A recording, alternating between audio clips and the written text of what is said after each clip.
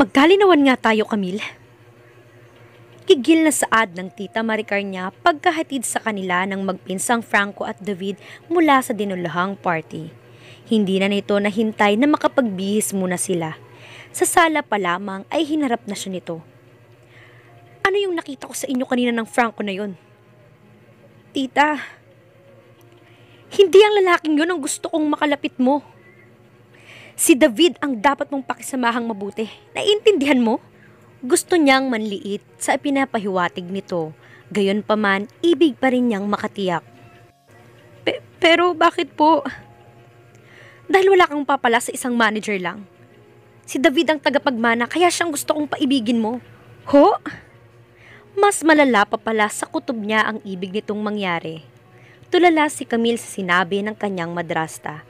Totoo ba ang narinig niya o panaginip lamang iyon? Ano pong ibig niyo sabihin, tita? Narinig mo ko? Paibigin mo si David sa lalong madaling panahon. Kailangan bago mainip yun dito at sa ibang lugar naman magbakasyon, tiyak mo nang makakasal kayo. Labag iyon sa kanyang kalooban at paano siya magpapaibig kung kahit minsan ay hindi niya naranasang makipaglapit sa isang lalaki dahil na rin sa kahigpitan nito. Hindi ko po yun magagawa, tita. Mangiyak-ngiyak niyang saad. Pwes, pilitin mong gawin. Malalagot ka sa akin kapag hindi mo sinunod ang pinapagawa ko. At huwag mo ring kalilimutan na ako ang may hawak ng lahat ng papeles ng ari-ariang naiwan ng iyong ama. Tuluyan nang nalaglag ang kanyang luha. Pero tita, iba na lang pong ipagawa niyo sa akin. Huwag lang po yun. Lalong naningkit ang mga mata nito sa galit. Huwag mo akong subukan, Camille. Magagawa kong mawala sa mga kamay mo ang lahat. Ang trabaho mo, pati nang iniingatan mong alaala ng iyong ama. Kahit ang ipahukay ang kalansay ng ama mo at ilipat yon nang hindi mo nalalaman ay magagawa ko. Iyak lamang ang naiganti niya sa mga pagbabanta nito.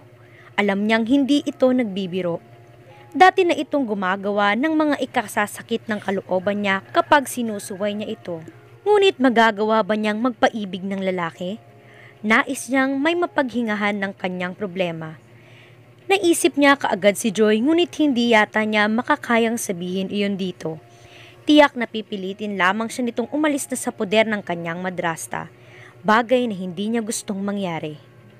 Lumipas ang isang buwan.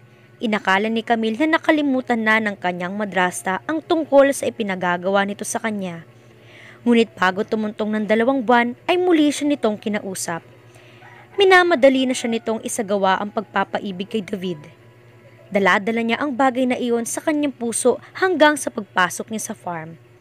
Bahagya na lamang niyang nagantihan ang magiliw na pasasalamat ni Lola Linda matapos niya itong bigyan ng bulaklak ng umagang iyon. Halos ayaw pumasok sa kanyang isip ang dinidiscuss ni Franco sa kanya. Hey, are you with me? Napapahiyang tiningnan niya ito. Ano nga ulit yung sinabi mo? Lumapit na ito at naupo sa gilid ng kanyang mesa paharap sa kanya. Sinasabi ko sa iyo kung ilan ang volume ng mga piglets na ilalaman natin kapag natapos ng gawin ng dadagdag na hog houses sa site. Mataman siya nitong tiningnan. Camille, may pinoproblema ka ba? Kung meron man, di ko pwedeng sabihin sa'yo. Kailangan kong malaman. Ayoko makitang apektado ka ng ganito pati na rin ang trabaho mo. I'm sorry, Franco. You don't have to be sorry. Kaibigan mo naman ako. Now, tell me, what is it? Pasensya na, Franco. Hindi ko masasabi sa'yo. Masyado kasing personal. Kinuha nito ang isa niyang kamay na nakapatong sa mesa. Pinisil nito iyon. Alright. Di na kita pipilitin. Pero kung gusto mo nang sabihin, I'm willing to listen. Just tell me, okay? Anytime. Salamat. Ang mabuti pa, pasyalan na lang natin ang site ng mga dalagang baboy. Sa halip na ang mga kabayo ang sakyan nila, iginiya siya ni Franco sa bago nitong Ford Ranger. Inalalayan pa siya nito sa siko sa pagsakay roon. Nang marating nila ang site, akmang bababa na siya nang pigilin siya nito. Wait. May kinuha ito sa backseat ng sasakyan. 2 sombrero iyon. Ito ang nagsuot sa kanya ng isa bago nito sinuotan ng sarili. Mataas ng araw, nakakasilaw na. And I don't want to see you frowning when we talk. Anitong tatawa-tawa. Natawa na rin si Camille. Malapit nang matapos ang estruktura ng 2 dagdag na hog houses. Gaya ng 4 na nauna na ngayon ay may mga biik na, maluluwang at mahahaba ang mga iyon. Naka-instill na rin ang plumbing para sa supply ng tubig. Ang Mariano na magsusupply sa atin ng piglets. Tukoy nito sa kumpanyang subsidiary ng Dolores Corporation. Sila rin na magsusupervise ng operation kasama ang pagbibigyan ng health services sa mga biik. Bale, hog contract grower lang tayo. I think minimal lang magiging pagod natin sa venture na to. You are an optimist. Komento niya. I wasn't before. Napatingin siya rito. Nagtatanong ang kanyang mga mata. Nagkaroon ng lambot ang mga mata nito na dating mahirap tukuyin ang ekspresyon. Marami akong sinayang na pagod, panahon, pera, at pagmamahal noon sa mga taong nagmamahal sa akin. I learned my lessons. So, I opted to lead a straight life. Pero, wala na sila para makita nilang pagbabago ko. Naalala ni Camille si David. Tulad ka rin pala ng pinsan mo. Nalilitong tingin ang iginanti nito. Husto namang may tumawag ditong trabahante at doon na nabaling ang pansin nila. Pabalik na sila sa villa nang itigil ni Franco ang sasakyan sa gilid ng koral ng mga baka. Bakit tayo huminto? Usisa niya kay Franco. Kanina ka pa nagbubuntong hininga. Forgive me, Camille. Pero ayoko makita ka namang problema ng ganyan. Nagbaba siya ng tingin. Bakit ba hindi niya matutuhan na ihiwalay muna ang kanyang problema sa oras ng trabaho? I have an idea kung anong pinoproblema mo. Napabalik ang tingin niya sa mukha nito. Pinipilit ka na madrasta mo kay David, di ba? Hindi siya nakahuma. Mapag-obserba nga pala ito. At sa kinikilos ng Tita Maricar niya nitong huli, iyon nga ang iisipin ng kahit sinong mag-aaksaya ng panahon upang matyagan ito. Am I right? Untag nito nang manatili siyang nakatulala lang. Muli siyang napabuntong hininga at muling nagbaba ng tingin. It's worse than that. Kinuha nito ang isa niyang kamay at pinisil iyon na parang nang aalo. I got the picture. Iniisip ko lang kung bakit si David pa. Bakit hindi na lang ako? Nahila niyang bigla ang kanyang kamay. Pagak siyang tumawa. Puro kabiro. Of course not. I'm serious, Camille. Muli nitong kinuha ang kanyang kamay at hindi na niya nagawang tumanggi. Maging nang gawaran nito ng masuyong halik ang likod ng kanyang palad ay hindi siya nakapalag. Pinupuno siya ng kaiga-igayang kilig na nagmula sa kamay na hinagkan nito hanggang sa kumalat iyon sa kanyang katawan. Nagtama ang kanilang mga mata. Nag-usap ang mga iyon ng mga salitang puso lamang ang nakakaintindi. It was so clear but too soon to be happening, and it was overwhelming. Ngunit naputol ang mahika nang may bakang lumapit, humuni sa tapat nila at nagkiskis ng katawan sa bakod ng koral. Napilitan na si Franco na patakbuhin ang pickup truck. Karga ni Lola Linda ang isang may katamtamang laki ng carton box habang bumababa ng hagdan nang lumabas si Camille ng study. Mabagal na ang reflexes nito. Ayaw niyang isipin na sa munting pagkakamali nito sa pagbaba ay tiyak na mahuhulog ito sa hagdan. Mabilis niya itong sinalubong. Siya na ang kumuha rito ng kahon. Sana po inuutos niyo na lang kina Aling Nori ang pagbaba nito, Lola. Okay lang, Iha. Magaan lang naman. Kahit na po, hagdan pa naman pong binababaan niyo. Saan niyo po ba gustong dalhin tong kahon? Halika, doon tayo sa sala. Sa sala, nakita niya sa ibabaw ng coffee table ang isang crystal jar na marahil ay may 2 pie ang taas. Ipinatabi sa kanya roon ng matanda ang kahon. Nang mabuksan iyon, mga tuyong bulaklak pala ang laman. Sinimulan nitong himayin ang tuyo na petals ng bawat bulaklak. Inihulog naman ito sa crystal jar ang nahihimay. Tinulungan na niya ito.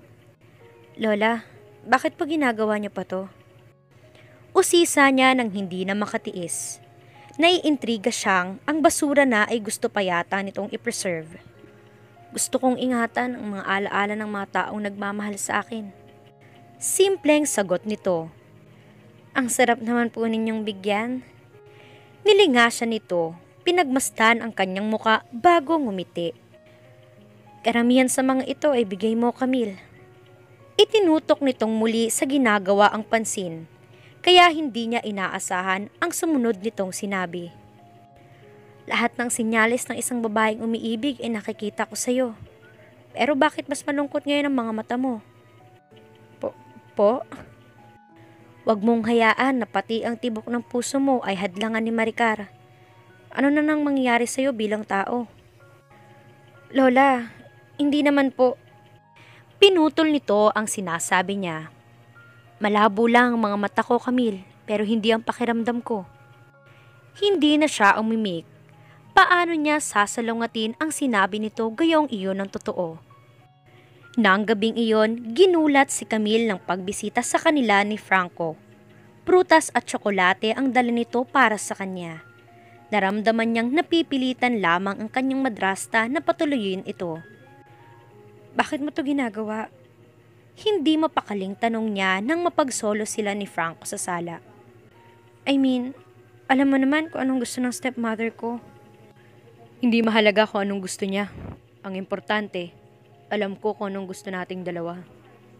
Nagbaba siya ng tingin. Paano ka naman nakakasiguro kung anong gusto ko?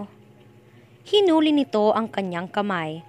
Hahagkan sana nito iyon, ngunit mabilis niyang nahila ang kanyang palad.